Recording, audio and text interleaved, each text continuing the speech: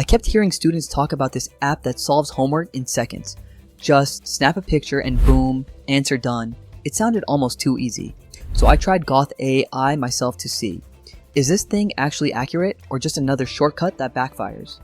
Step 1. What Gauth AI actually is.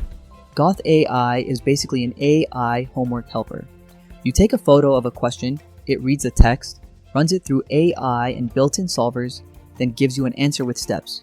It's designed to help students tackle subjects from basic arithmetic to complex calculus, kind of like having a tutor in your pocket. Sounds great, but tools always sound great before you test them. Step 2. My first impression. The speed is real. Problems can be solved within seconds, often with step-by-step explanations. And in testing, it was highly accurate for standard homework, roughly 90 to 95% for typical problems.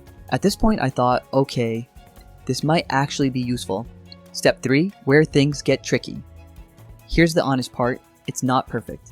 Some research found it struggles with complex multi-step equations, even though simpler questions were correct. Another review says the AI is generally accurate but can still make mistakes. So yeah, you probably shouldn't trust it blindly. Even the developers recommend double-checking answers, especially for important assignments. That alone tells you everything. Step 4. What it's actually good for. If you need fast help with daily assignments, Gauth delivers strong accuracy for common questions, though advanced topics still need improvement. It even offers live tutors as backup when the AI hits its limits. So it works best as a study helper, not a replacement for learning. Step 5. The reality most people ignore. AI homework apps can give students a false sense of security if they rely on them too much. Think of it like a calculator. Helpful, but dangerous if you stop understanding the math.